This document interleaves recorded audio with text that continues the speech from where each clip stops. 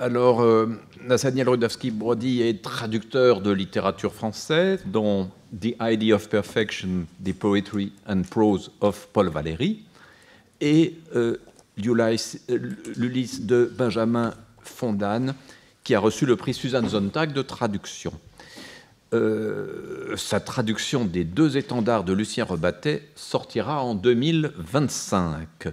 Il est également auteur de 2 recueils poétiques en français et d'un en anglais, à paraître cette année.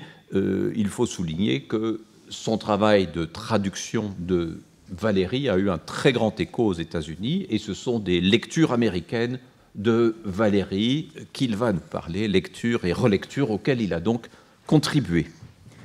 Merci beaucoup. Merci beaucoup. Et merci surtout à William Marks pour cette occasion de revenir aux œuvres d'un poète qui m'est très cher. Comme l'indique mon titre, je vais vous parler non pas du cours de poétique, mais de la poésie, c'est-à-dire de Valéry et quelques poètes américains chez qui, avant de me mettre à traduire cette poésie en anglais, j'avais entendu des prémonitions et des échos de sa voix inimitable. Je pense que je n'ai plus besoin maintenant d'insister sur le fait que les lecteurs de Paul Valéry n'ont pas toujours été aussi généreux, ni les lectures aussi respectueuses qu'elles ne le sont aujourd'hui. On sait la réaction d'André Breton, lui qui fut, pour ainsi dire, le disciple de Valéry à Eugène Park en 1917. Et je ne suis sans doute pas le seul à penser à notre poète en lisant ce portrait esquissé par Henri Michaud dans Un barbare en Asie.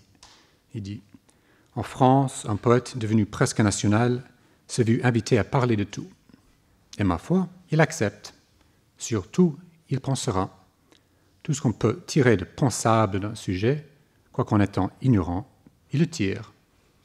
Et chose qu'on ne peut nier, il fait penser, quoiqu'en général à toute autre chose. » De l'autre côté de l'Atlantique, il en allait de même, c'est-à-dire que sa grande réputation n'a pas manqué de provoquer une certaine résistance. Car depuis les lectures données par Valéry chez Adrienne Monnier et à Shakespeare & Company pour Sylvia Beach, depuis les premiers comptes rendus de John Murray et Muriel Czukowska, et les traductions de Mark Wardle, Thomas Sturge Moore et plus tard C.D. Lewis, depuis les célèbres déclarations de T.S. Eliot, Valéry était effectivement devenu, dans le monde anglophone, l'incarnation de la poésie française. Au point qu'en 1948, le poète John Barrowman déplore dans le Partisan Review que les seuls poètes étrangers connus de la nouvelle génération étaient Rimbaud, Rilke, Valéry et Lorca. L'image de Valéry qui domine alors est certes un peu facile. D'un côté, le poète sublime et hiératique, de l'autre, le créateur de tests, l'analyste lucide, le fin observateur d'état poétique. Justement, dans le même numéro du Partisan Review que je viens d'évoquer, on trouve un compte-rendu sous la plume un peu sceptique du philosophe William Barrett de la nouvelle traduction de M. Test par Jackson Matthews. Et Barrett fait partie de ceux qui croyaient que Valéry en tant que penseur ne valait rien sans Valéry poète. Même, il aime bien le Test. Je ne tenterai même pas d'énumérer les nombreuses références à cette époque aux quelques aphorismes trop connus, que le poème n'est jamais fini, que l'avenir n'est plus ce qu'il était, sauf pour dire que des années plus tard, James Marrell se souviendra d'avoir lu ce dernier dans Reader's Digest, c'est-à-dire très grand public. Les poètes qui se sont mesurés à Valéry ont souvent ressenti le besoin de confronter aux poètes hiératiques leur réalité à eux. Et parmi un certain nombre de cimetières, disons, d'inspiration marine, on peut citer The Flaw, le défaut de Robert Lowell. Et dans ce poème, Lowell arrive à jouer le concret contre l'abstrait, l'essence contre l'odeur âcre de l'essence, le défaut de l'œil, de la vision, contre le défaut dans la chose vue. Ce faisant, il touche à ce qu'il appelle dans une lettre, je cite, « la douleur et la joie électrique et l'énergie verbale et métrique de Valéry ». C'est dans les années 60 qu'il écrit ça.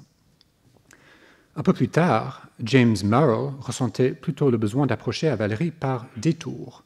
Et lui qui parlait avec les morts par sa planche de Ouija et dit de n'avoir jamais été à Père-Lachaise, a pourtant visité le tombeau de Valéry à Sète. et elle a fait de lui un des thèmes de son poème probablement le plus célèbre, Lost in Translation, perdu en traduction, mais obliquement par le souvenir de la traduction de Palm par Rilke. Il a fait lui-même une traduction exquise de ce Palm, dont son ami Steven Yenser m'a dit qu'il a porté en lui durant de longues années, jusqu'à ce qu'elle soit devenue son propre fruit mûr. On trouve dans l'autobiographie de William Carlos Williams une scène assez parlante. Elle se passe en 1936. Les Williams étaient en visite chez leur ami littéraire Charles Abbott, qui habitait avec sa femme la maison cochère d'un manoir délabré. Une partie de l'ancienne ferme était toujours exploitée par Bill. C'est le frère de Madame Abbott, un homme fantasque qui n'élevait que des moutons Dorset et des arbres pivoines, qui était un peu mécène des artistes tels Wyndham Lewis et un tout petit peu artiste lui-même. Un jour donc, Williams lisait tranquillement le remerciement à l'Académie française de Valéry, délisé en français, et probablement trouvé dans la bibliothèque des Abbott, un texte dont il dit qu'il l'impressionnait par sa force logique et sa simplicité lorsqu'il entendit Bill débarquer sur son tracteur. L'homme était là pour l'amener à une cérémonie où on allait le couronner poète lauréat des arbres pivoines. Et une fois Williams couronné, les amis assemblés exigeaient un discours. Mais rien ne lui venait à l'esprit que le début du texte de Valéry qu'il avait mémorisé. Il raconte « Je bombais la poitrine et fronçant les sourcils comme un César, je me suis lancé. Je n'oublierai jamais le visage de la petite Lucie, ni celui de Neil à côté d'elle. Elle était à moitié effrayée, me regardant, bouche bée, comme si j'étais réellement un demi-dieu descendu sur terre. » Et que le texte qui a tant impressionné Williams, et tant effrayé la petite Lucie, était ce discours à l'Académie, n'a rien d'anodin, car c'est là où Valéry articule avec tant de clarté une vision de l'histoire littéraire entre les mouvements et l'artiste individuel, Williams lui-même ayant dédié sa vie à la recherche d'un nouvel idiome poétique pour le vernaculaire américain. Bon. Je souligne ce mélange de respect et de jeu, cette fascination et ce besoin de se tenir à l'écart, puisque nous le retrouvons de façon plus atténuée chez celui qui est, pour moi au moins, le plus sensible des lecteurs américains de Valéry. Je parle de celui qui, depuis un bon moment, a plutôt éclipsé Eliot comme la grande figure de la poésie moderne américaine dans l'opinion critique, c'est-à-dire Wallace Stevens. Donc, son premier livre, Harmonium, avec ses poèmes extravagants et colorés, est sorti en 1923. Des explorations des années 30 mènent aux poèmes plus abstraits et philosophiques des années 40, tels Notes pour une fiction suprême, et enfin à l'épurement lyrique des dernières années. Bien qu'ayant une grande culture française, bien qu'étant profondément marqué par ses lectures de Verlaine, de Mallarmé, de Laforgue, Stevens était réticent à reconnaître une quelconque influence littéraire. Et Valéry ne fait pas exception. En 1935, par exemple, Stevens répond à un critique « J'ai lu très peu Valéry, bien que je possède plusieurs de ses livres, et d'ailleurs plusieurs livres sur lui. S'il y a des liens littéraires entre moi et d'autres écrivains, ils sont inconscients. Bien sûr, un homme comme Valéry émerge de ses livres, même sans une lecture attentive. » De façon peut-être moins sérieuse, il écrit à un ami en 1952 qui vient de lire 2 petits livres, l'un sur Rilke, l'autre sur Valéry. Et le deuxième s'est mélangé avec pas mal de vin du Rhin que j'ai eu au déjeuner et me tombait continuellement des mains. L'ayant terminé, j'ai pensé que c'était un livre vraiment formidable, j'étais soulagé que ce soit fini. En tout cas, j'en sais beaucoup moins sur Valéry que je ne pensais. Et malgré ces protestations et bien d'autres encore, je vous invite à lire les grands poèmes de la fin des années 40, dont Notes pour une fiction suprême, et surtout les aurores d'automne, en prêtant l'oreille aux diamants, aux serpents, aux étoiles et aux anges, pour voir si vous trouvez si fortuites les correspondances avec des poèmes tels La jeune parc, Ébauche d'un serpent, Profusion du soir surtout, pour ne pas citer Le cimetière marin. Stevens donc lisait de temps à autre, probablement beaucoup plus qu'il ne l'avoue, et il faut dire que c'est vraiment un problème avec lui, il n'avoue pas ses lectures, du Valéry. Mais en 1955, je dirais, si en 1955 il relisait sa vieille copie de Charme avec le commentaire d'Alain, Si en fin 1954, il ramenait chez lui de New York, et je cite par pur plaisir une autre lettre, plusieurs livres de prose de Valéry, une boîte de figues turques, 2 melons espagnols, des kakis et d'autres choses trop nombreuses à mentionner, s'il sollicitait des amis et des connaissances tout autour de lui pour des documentations, c'était autour d'un projet bien plus précis. Jackson Matthews, le même qui avait traduit Test, lui a demandé d'écrire une préface au choix pour l'édition des œuvres complètes de Paul Valéry en 15 volumes, qu'il dirigeait pour la fondation Bollingen. Après quelques hésitations, Stevens opta pour les 2 dialogues, Eupelinos et l'âme et la danse, traduits par William McCausland Stewart. Eupelinos a été traduit par Stewart en 1932. Il a traduit les autres dialogues pour la série dans les années 50. Le résultat, une petite quinzaine de pages, et le texte en fait le plus long que Stevens ait jamais dédié à un autre poète. Et cette préface est très intéressante pour ce qu'elle montre d'un poète en lisant un autre, mais aujourd'hui, j'aimerais m'arrêter seulement sur 2 moments particuliers. Et le premier est celui où Stevens reproduit, presque en entier et sans commentaire, c'est un gros bout de texte, le paragraphe d'Eupelinos qui est, comme William Marks l'a montré, au cœur poétique du dialogue. C'est où l'architecte Eupelinos explique « Ce petit temple que j'ai bâti pour Hermès à quelques pas d'ici, si tu savais ce qu'il est pour moi. Où le passant ne voit qu'une élégante chapelle, j'ai mis le souvenir d'un clair jour de ma vie. Ô douce métamorphose, temple délicat, nul ne le sait, est l'image mathématique d'une fille de Corinthe que j'ai heureusement aimée. »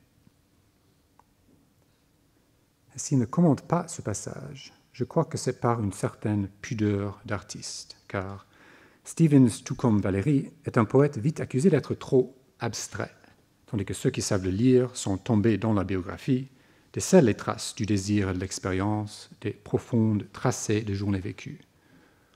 On y reviendra. Donc, peu avant cette citation, Stevens se prend tout d'un coup d'un étrange souci pour la vraisemblance de cette discussion entre ombres dans Eupelinos. De quoi discuteraient de vraies ombres aux Champs-Élysées? On pourrait bien s'attendre, dit-il, à ce qu'une existence après la mort consiste en une révélation de la vérité sur la vie. Mais au lieu d'une telle révélation, Socrate et Phèdrus discutent d'art. Et bien que Stevens essaie de justifier l'invraisemblance en parlant de la glorification de l'esthétique, l'objection reste comme un geste étrangement littéral. On le comprend mieux si on se rappelle que la préface est écrite pendant le dernier hiver de sa vie. Et tous les poèmes de sa dernière période témoignent d'un même désir de résumer et de comprendre toute une vie et une carrière. Je dirais que dès 1950, Stevens prépare son propre discours d'ombre.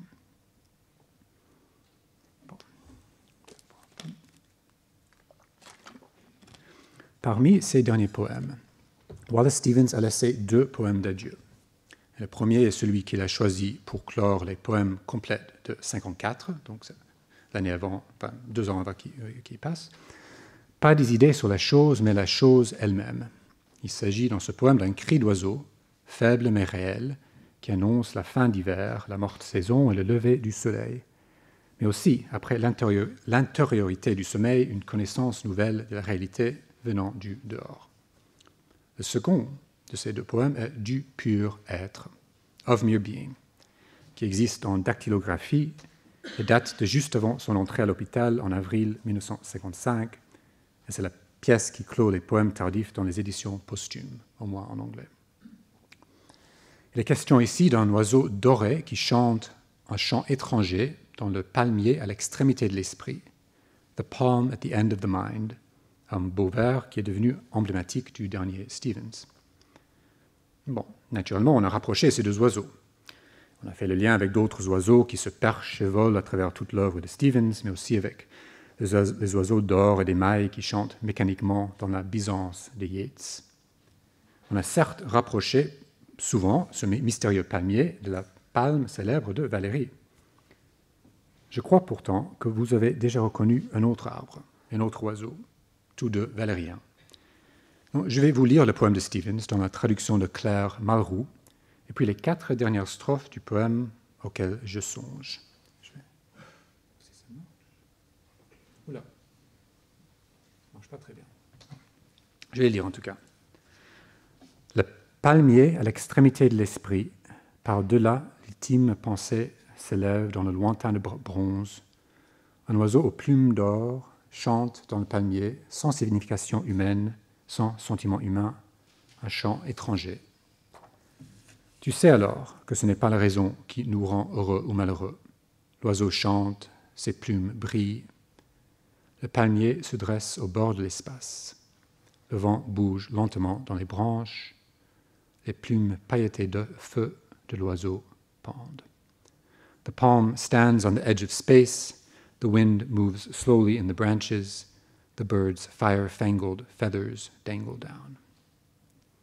C'est probablement le dernier poème que Stevens a écrit. Et maintenant, du Valérie. Juste la fin d'un poème que j'imagine que vous connaissez très bien. Ah, plus nu et qu'imprègne une prochaine aurore, si l'or triste interroge un tiède contour, rentre au plus pur de l'ombre où le même s'ignore, et te fait un vain marbre ébauché par le jour. Laisse au pâle rayon ta lèvre violet, mordre dans un sourire un long germe de pleurs, masque d'âme au sommeil à jamais immolé, sur qui la paix soudaine a surpris la douleur. Plus jamais redorant tes ombres satinées, la vieille aux doigts de feu qui fendent les volets ne viendra t'arracher aux grasses matinées et rendre au doux soleil tes joyeux bracelets. Mais suave de l'arbre extérieur, la palme vaporeuse remue au-delà du remords, et dans le feu, parmi trois feuilles, l'oiseau calme commence le chant qui réprime les morts. Je ne pense pas que je ne dois pas insister. Je pense que je ne dois pas insister non seulement sur la ressemblance, la résonance, mais la réécriture. On pourrait parler ici de translation, sinon de traduction. On pourrait certes se pencher sur les glissements de sons et de sens, le remuage de la palme qui devient le mouvement du vent, et ainsi de suite. Mais j'aimerais tenter avec vous une autre expérience aujourd'hui, celle de lire ces deux poèmes, Anne de Valérie, du pur être de Stevens, comme s'il s'agissait d'un seul poème. Après tout, c'est Stevens qui écrit dans ses cahiers que le français et l'anglais ne sont qu'une seule langue. Cela pourrait bien valoir au niveau du poème entier, au moins le temps d'une lecture ensemble. Tout d'abord, je compte sur vous de vous rappeler, tout d'abord, on trouve qu'il s'agit bien du lever du soleil, ce qui n'est pas dit dans du pur être, comme ça l'est dans l'autre poème du congé, pas des idées sur la chose. En cela, le poème répond à l'injonction des notes pour une fiction suprême, le soleil ne doit porter aucun nom. Deuxièmement, on comprend mieux le décor, qui a été décrit souvent comme abstrait et mystérieux par les commentateurs de Stevens. C'est effectivement une chambre, comme dans Pas des idées sur la chose, mais où les rideaux viennent d'être tirés, laissant rentrer l'or du jour et donnant sur un dehors vaporeux, où se dresse un palmier. On remarque que c'est surtout dans la première période de Stevens, celle de Harmonium, et les poèmes de la Floride fertile et vénérienne, que l'on trouve beaucoup de palmiers. Et on aura pris congé dans le poème Adieu à la Floride des années 30 pour les retrouver ici dans un poème si austère. Autre remarque, vous vous souvenez des rideaux de profusion du soir, des rideaux de théâtre céleste qui après se ferment comme ceux d'une maison contre la nuit. Chez Stevens, il y a ceux des aurores d'automne, des rideaux comme un semblant naïf de sommeil, à la fois d'un théâtre et d'une maison aussi, ouvrant et fermant sur une image de la désolation des années et de la perte du passé. Maintenant, ils viennent d'être réouverts.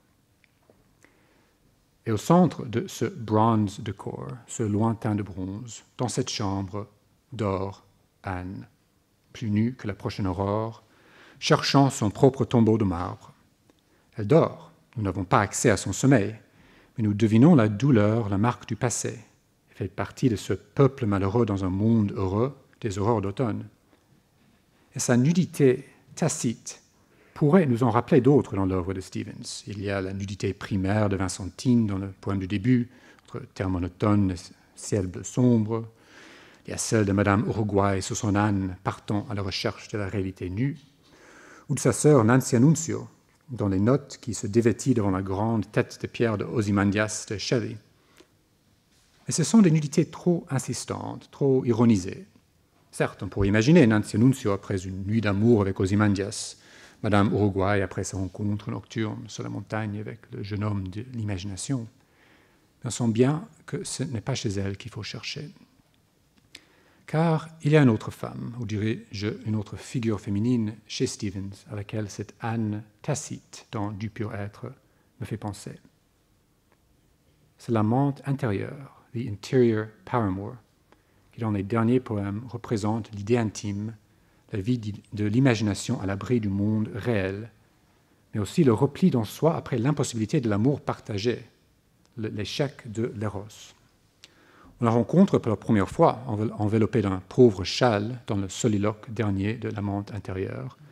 Et le poème commence, de nouveau traduit par Claire Maroux, « Allume la première lumière du soir, comme dans une chambre où l'on se repose et, sans guère de raison, l'on pense que le monde imaginé est l'ultime bien. Voici donc le plus intense rendez-vous. » Et si la chambre dans Du pur être est effectivement cette chambre de l'esprit, et si celle qui dort est l'amante intérieure, alors on se retrouve au lendemain du plus intense rendez-vous, bien que ce soit en tant qu'Anne, une femme partagée avec d'autres hommes, bien qu'elle garde des douleurs à elle seule.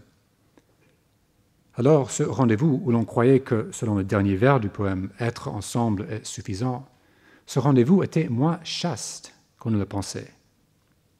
Et bien que Anne ait connu les gestes étranges que pour tuer l'amour inventent les amants, l'érotisme de cette étreinte serait plutôt celui de Pénélope dans un autre poème tardif de Stevens, Le monde comme méditation.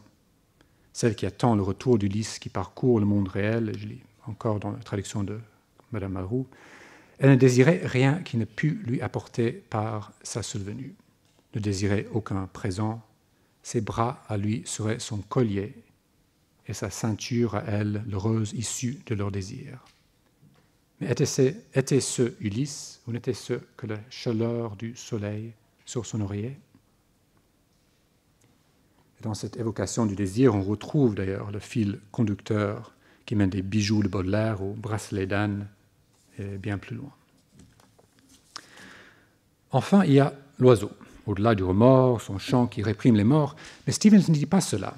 Il dit seulement un foreign song, un chant étranger, celui de Valérie peut-être, mais également étranger à la vie humaine, à la vie de la terre, aussi à la vie de l'imagination qui est elle aussi humaine. Cet oiseau n'éveille pas Anne comme ceux d'une chanson d'aube ou le maigre oiseau de Pas des idées. Cet oiseau ne perce pas de cris d'enfance comme dans Le Jeune Parc. Au contraire, il la berce de l'illusion de la mort, l'illusion que la vieille ne viendra jamais la rappeler à la vie. Ou bien, la vieille est-elle la mort, et le soleil son nom, cette révélation sur les vérités de la vie que Stevens attendait de Socrate dans Eupalinos? Mais que veut dire alors le fait qu'il ne soit pas nommé? Je vais laisser Du pur être là. Je voulais simplement esquisser ce que Stevens a pu reconnaître de lui-même dans les tout derniers mois de sa vie dans un poème de Valérie, et suggérer comment cette lecture devient, dans des vers si simples, un cristal qui focalise tant d'éléments de son œuvre et de sa pensée poétique. Stevens le fait d'ailleurs tout en gardant une certaine méfiance vis-à-vis de l'art du poète français. On remarquera que ce poème, comme plusieurs de la dernière période, est en vers libre, très détendu, ce qui n'est pas le cas avec les grands poèmes. Le seul mot voyant, un peu exubérant, est ce fangled, des fire-fangled feathers, les plumes pailletées de feu, qui marquent une dernière extravagance américaine face à la suavité du français.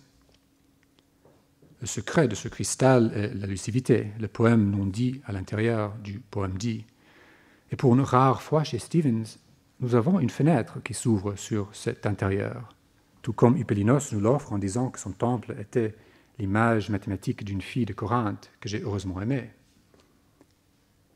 Et Stevens aura certainement compris ce que Valérie savait aussi bien que Rabelais, que les filles de Corinthe ne sont pas ce qu'on appelait à l'époque des filles à marier, mais des filles de la terre, de la joie.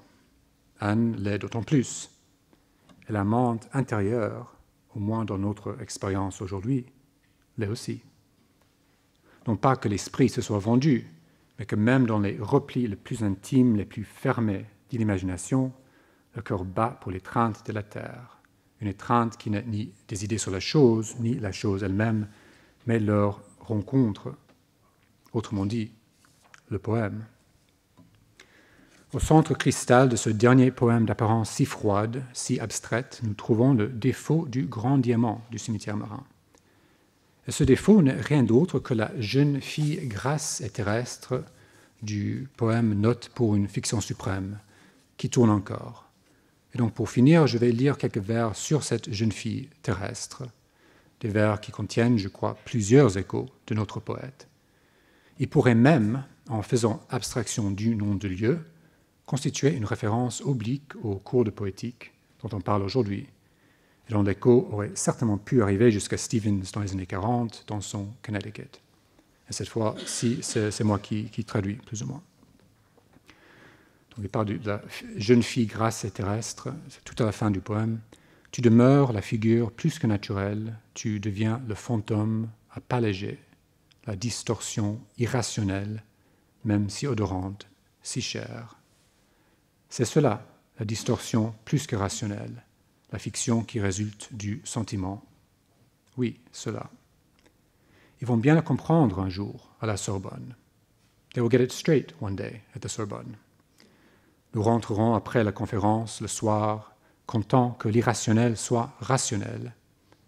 Lorsque, atteint par le sentiment, dans une rue dorée, j'appellerai ton nom, mon vers, mon fluide mundo. Tu auras cessé de tourner, sauf en cristal. Les poèmes de Wallace Stevens, même parmi les plus abstraits et les plus obscurs, contiennent aussi le souvenir d'un clair jour de sa vie. Et j'espère vous avoir montré que c'est à travers Paul Valéry que Stevens a pu, dans la dernière année de sa vie, ouvrir cette fenêtre sur son propre travail et laisser voir la lumière de ce jour intérieur. Je vous remercie.